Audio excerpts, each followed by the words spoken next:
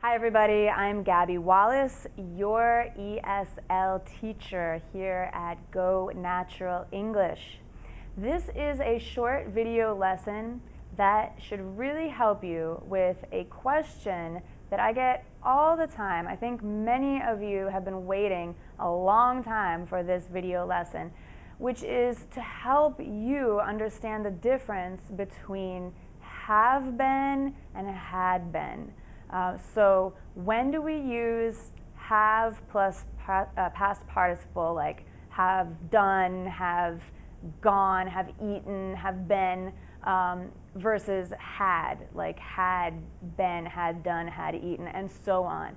Because I know it's confusing, right? I get this question a lot. So I want to give you an example today because I think often teachers try to explain this in terms of grammar and in general vague explanations, but an actual example might be more helpful. So if you like this lesson, if you like these short free lessons, and I know you do, you can go over to my website at gonaturaleNglish.com and you can find all of the free short lessons there. And if you really, really like what you see, you can sign up for a full class online where you'll get all organized English lessons together so you can focus on one particular point in your English skills and your learning. Okay, so let's get started with have versus had. So take a look at the example. Have versus had been. So this is just an example that came up while I was talking to a student of mine, and she was talking about, she went to the mall, okay? Last weekend she went to the mall, she went to Victoria's Secret.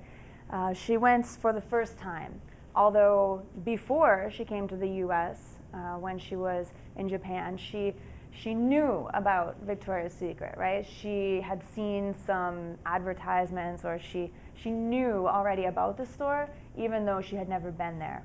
Okay, so that's where this example comes from. It's just from an actual conversation. I'm not trying to advertise for Victoria's Secret. But it might be a good example because a lot of you might be familiar with the store. But if you're not familiar with it, it is a store. Okay, so before I went to the US, I knew about Victoria's Secret. Okay, so far? Now, we have two options, and this is where we got confused. Should we choose 1, but I had never been there, or 2, but I have never been there?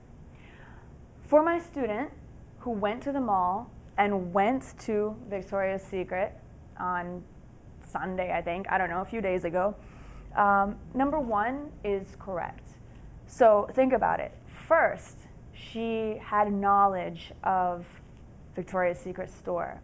Then she came to the US, and then she went to Victoria's Secret. So think about that as a timeline. So before she came to the US, so she came to the US, that's in the past, right? But think about it as past. At that time, before she came to the US, she had never been to Victoria's Secret, okay? So if we chose number 2, which is an option, but it has a different meaning. If we said, before I went to the US, I knew about Victoria's Secret, but I have never been there. That means still, today, I have never been there.